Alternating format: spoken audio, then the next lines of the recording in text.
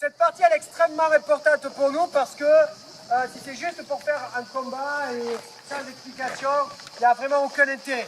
L'intérêt c'est qu'en repartant d'ici, vous soyez des ambassadeurs des gladiateurs, des ambassadeurs de cette période, des ambassadeurs de l'Antiquité et du patrimoine, d'accord? Et donc, toutes nos présentations, on les commence par 2 ou 3 heures d'explication historique.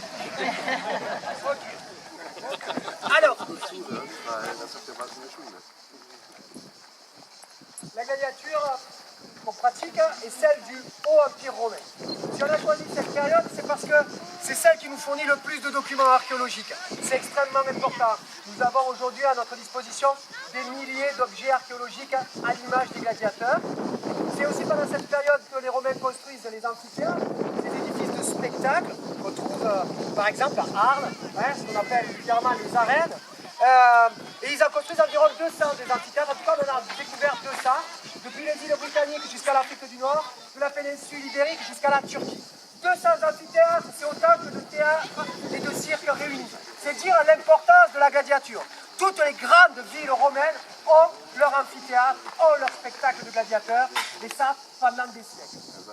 Et puis il y a ces milliers d'objets archéologiques, mosaïques, fresques, lampes à huile, bijoux, jouets d'enfants, manches de couteaux sculptés. Récemment, un de mes amis qui travaille sur la tabletterie m'a apporté un cadeau, un petit trident de Rétière qui a été découvert et qu'il a reproduit avec sa troupe.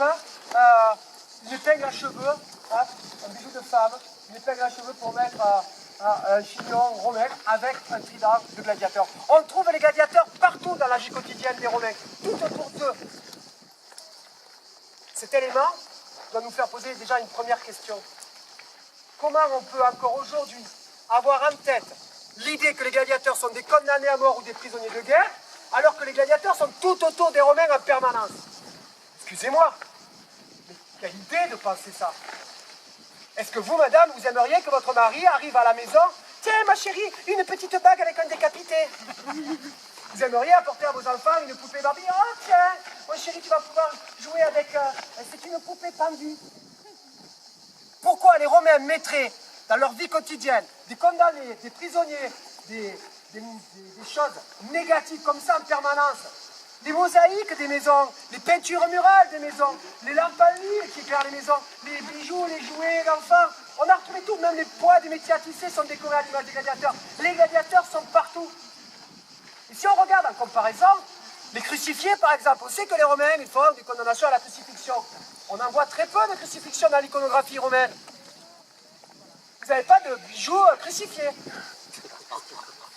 Et pourtant, vous avez des bijoux gladiateurs, en grande quantité.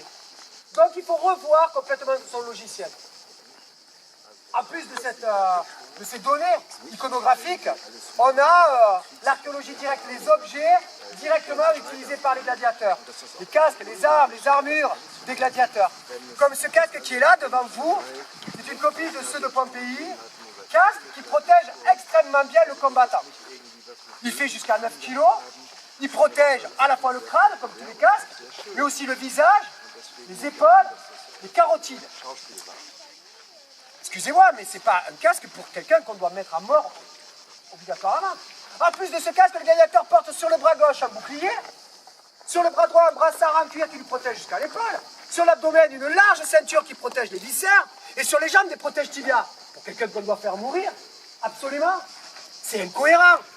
D'ailleurs, Sénèque, l'auteur latin, dit, quand il est allé voir les condamnations à mort, les spectacles de midi, les ludi meridiani, il dit « Là, j'ai vu des hommes entièrement nus, sans aucune technique pour éviter les coups. Ces condamnés à mort n'ont rien à voir avec les gladiateurs ordinaires ou réputés que l'on trouve l'après-midi. » C'est logique, quand on veut mettre des gens à mort, par un bourreau ou par des animaux sauvages, on ne leur donne pas les moyens de se protéger, de se défendre. Ce qu'on veut, c'est les voir mourir.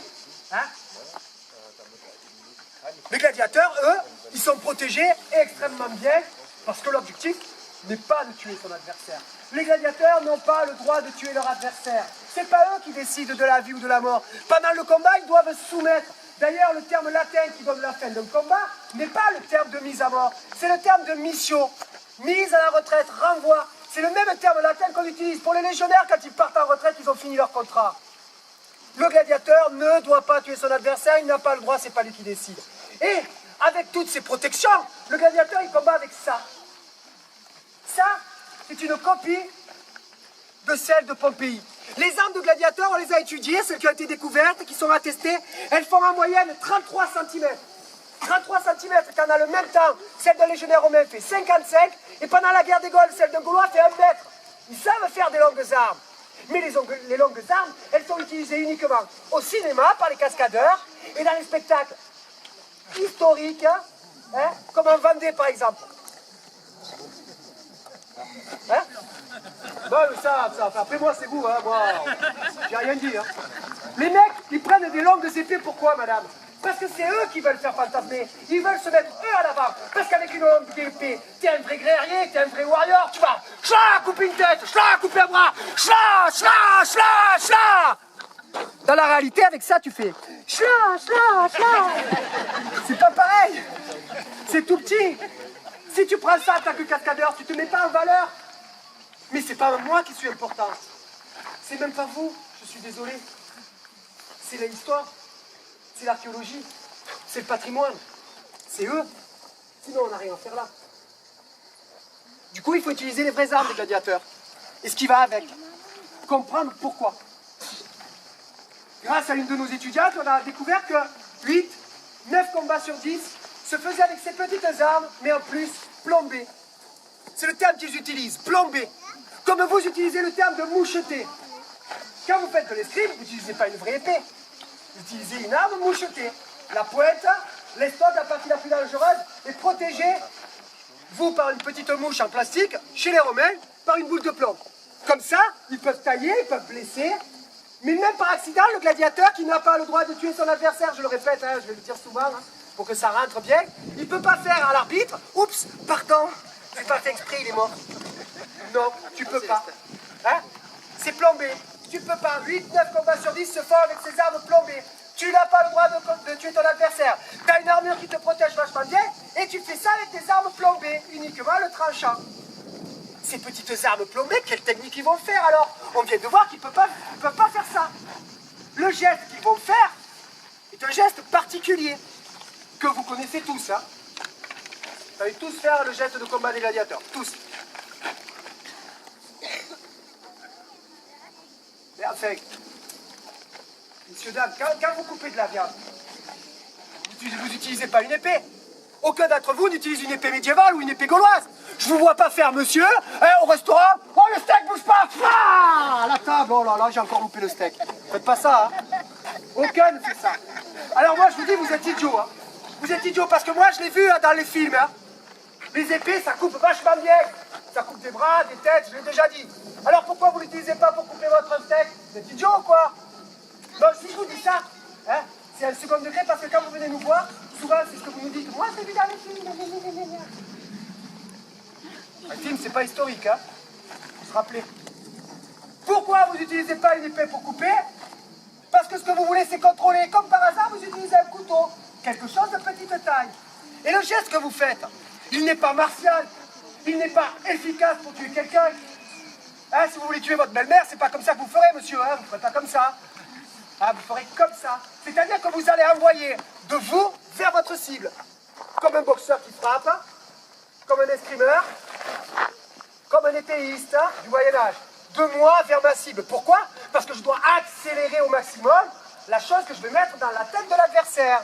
Que ce soit un poing ou une arme. Hein? C'est la vitesse qui va être importante pour l'impact. Chez les gladiateurs, c'est l'inverse. Ils font comme vous. Ils posent sur la cible et ils tirent. Ils ne vont pas de eux vers leur cible, ils posent l'arme sur leur cible et ils tirent. Ainsi, on évite de tuer l'autre même par accident. Imaginez que je fasse des grands coups comme ça, je lance mon coup, l'adversaire se déplace, oh merde! Pouah, je crache la gorge. Je suis mis à mort à mon tour, c'est idiot. Non, ce que je vais faire, c'est que je vais amener mon arme là. S'il se déplace, c'est pas grave, je peux contrôler, je ne suis pas obligé de tailler. si j'ai posé mon arme correctement, je peux tailler, le blesser, et il n'est pas mort.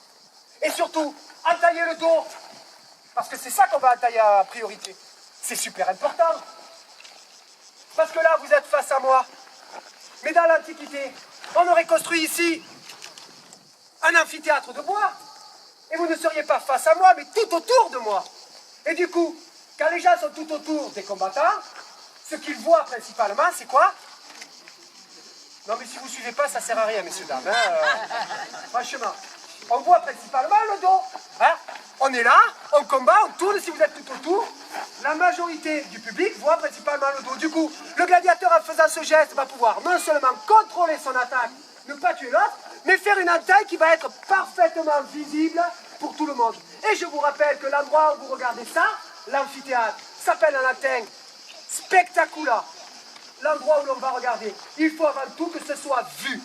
Donc je répète, les gladiateurs combattent avec des protections extrêmement importantes, avec des toutes petites armes, plombées, sans tuer l'autre, avec des gestes qui ne sont pas efficaces martialement. Ce n'est pas des guerriers. Ils combattent en étant payés. Ils ont signé un contrat qu'on appelle un thème oftorum et tout. En signant ce contrat, ils rentrent dans une école, une famille, une troupe, la familia. Ils vont apprendre un métier. Et quand je vous dis qu'ils sont payés, ils sont très très bien payés. Justement, hein, toujours notre étudiante a étudié les tables de loi qui ont été découvertes en Espagne et en Turquie pour comprendre l'organisation des combats gladiateurs. Et on a découvert que le prix moyen d'un gladiateur sous le Haut Empire pour un combat, la prime moyenne, est équivalente à 1 an de salaire d'un légionnaire romain. 3 combats par an, 10 ans de carrière, c'est 30 ans de légion. C'est pour ça que sous le Haut Empire, on a des millions d'hommes et de femmes qui vont devenir gladiateurs. On n'embauche que 15 000 légionnaires par an dans la Légion sous le Haut Empire. Des gladiateurs, il en faut des milliers et des milliers. Beaucoup de gens vont aller dans la gladiature. On n'a pas besoin de passer un concours, contrairement à l'armée. On n'a pas besoin de taille minimum, contrairement à l'armée. Tout le monde peut venir. Si t'es pas bon, c'est pas grave, c'est ta vie que tu risques. C'est toi, hein, tu choisis.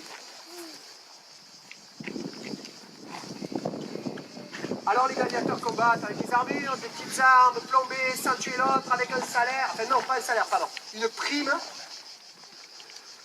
conséquente. Et dernier élément découvert, c'est qu'en face, c'est pas un adversaire. Si vous prenez l'ensemble des documents archéologiques, et encore, je le répète, ce qui compte c'est ça, l'histoire, l'archéologie, c'est pas nous. Si vous prenez l'ensemble des documents archéologiques, vous vous apercevez que quand ils donnent le nom de l'école de gladiateurs, plus de 95%, c'est toujours un gladiateur de la même école. En face de moi, il y a quelqu'un que je connais, avec qui je travaille, avec qui je m'entraîne. Ma femme et mes enfants vivent avec sa femme et ses enfants. On vit ensemble au sein de la troupe, je vous rappelle, qui s'appelle Familia. On est payé avec des armes non mortelles, des armures, on se connaît. Et pour clôturer le tout, on porte un nom de spectacle. Eros, le beau gosse, non c'est pas moi, hein, il est là-bas. Wélops, le rapide. Hermès. Anthrax, le poison. En fait, les gladiateurs, c'est des catcheurs. C'est pas des super guerriers. C'est des catcheurs. C'est des athlètes, oui, mais c'est pas des super guerriers. Les gladiateurs, c'est des athlètes de spectacle antique. Ils font du combat, ils se blessent réellement, mais peu vont mourir. Mais quelques-uns. Rassurez-vous. Vous êtes venus pour ça, non? Je vous ai dit que 9 combats sur 10 se faisaient avec ces armes plombées. Et les autres 2 combats sur 10 se font donc à armes réelles. C'est comme ça qu'ils disent. Ils disent aussi victoire prestigieuse. Ou en latin, on dit aussi sine missione. Armes tranchantes et piquantes. Lors de ces combats, le gladiateur sait à l'avance que s'il va au sol, s'il tombe par terre, lui ou son adversaire, partenaire entre guillemets, eh ben, il devra demander la mort au producteur du spectacle. C'est le seul moment où il risque sa vie. Peut-être une fois, 2 fois, tous les 2-3 ans, tous les 8-9 combats. Dans ces cas-là, les 2 gladiateurs ont encore une solution pour ne pas mourir tous les 2. Parce qu'en face, je vous rappelle, c'est un pote, c'est quelqu'un avec qui je travaille au quotidien, quelqu'un que je n'ai pas envie de voir mourir. Donc, les deux gladiateurs vont se tailler, se blesser, faire le plus beau spectacle possible, le plus violent possible, mais sans se jeter au sol, sans rattraper l'autre pour le jeter par terre. Ils peuvent, mais ils vont essayer de ne pas le faire. D'ailleurs, cette égalité en latin se dit stantes missi, le renvoi debout. Quand on dit égalité pour les combats de gladiateurs, on ne dit pas égalité, on n'utilise pas le terme latin d'égalité, on dit stantes missi, ce qui veut dire le renvoi des deux combattants debout. Dans un combat ainsi démissionné, les deux gladiateurs vont tenter de rester le plus longtemps debout possible, afin de ne pas avoir à mettre à mort, au cas où le producteur du spectacle le décide, quelqu'un avec qui on vit, quelqu'un qu'on apprécie. Évidemment, ça ne marche pas à chaque fois. De temps en temps, il y a un vrai conflit. De temps en temps, il y en a un qui tombe. De temps en temps, on le voit dans l'iconographie. Ils se jettent au sol et un abandonne. Alors regardez bien parce que c'est la partie importante, parce qu'après les maîtres et les maîtresses, ils se trompent. Donc regardez bien, les enfants. Je lève le doigt, et je pose un genou au sol, je me soumets. Se soumettre, c'est être dessous. Hein. Et ensuite, je demande la mort d'un geste de la main. Ça n'existe pas. Je répète, pour ceux qui n'ont pas bien entendu, ça n'existe pas. For the foreign people, I speak English very well, hein? Be careful. For the foreign people, this one, no. Ce geste, on ne rigole pas, allez, oh là, tu te moques. T'as raison un petit peu. Ce geste a été inventé en 1874 par Jean-Léon Gérôme. Sénèque, dans son épigramme 37, vous dit bien, pour la mort, Polex infestus. Polex infestus, la main contre, la main du malheur, la main de la malchance. Polex infestus, infestus infectieux, infestus, la main de la mort, comme ceci. Il n'y a aucun doute, vous pouvez reprendre par exemple la mosaïque de Madrid où on voit très clairement ce geste réalisé par l'arbitre derrière le gladiateur Calendio qui est au sol, ensanglanté. L'arbitre demande la mort, on le sait parce qu'à côté de Calendio, il y a la petite lettre grecque θ, le haut barré, qui symbolise la mort. On n'a aucun doute, aucun doute. C'est bien ce geste-là, Polex infestus, le signe de la mort. D'ailleurs, petite parenthèse, puisque vous allez tous venir sur Arelat tout au long de la semaine pour venir voir le festival romain d'art. Vous y repérez, si vous ne venez pas, je vous retrouve. Hein. Et vous allez croiser des Romains en ville. Quand vous allez leur dire bonjour, il faudra lever la main comme ça, d'accord? Salve, allez en paix. Hein, parce que si vous lui tendez la main, ça veut dire on va crever. Tu fais gaffe. T'imagines le contresens dans les films péplum, les mecs, ils se font serrer la main comme ça. Tu appliques une convention moderne à quelque chose d'il y a 2000 ans. Ce geste est inexistant dans l'antique. C'est une convention moderne. Pourquoi ils n'ont pas fait ça? Parce que ça se voit trop que c'est aujourd'hui. Alors ils ont fait ça.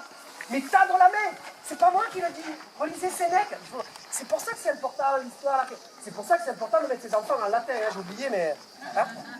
Faut les inscrire en latin, en grec. Épigramme 37, apprenez des notes, hein, c'est important. Épigramme 35, Polex infestus.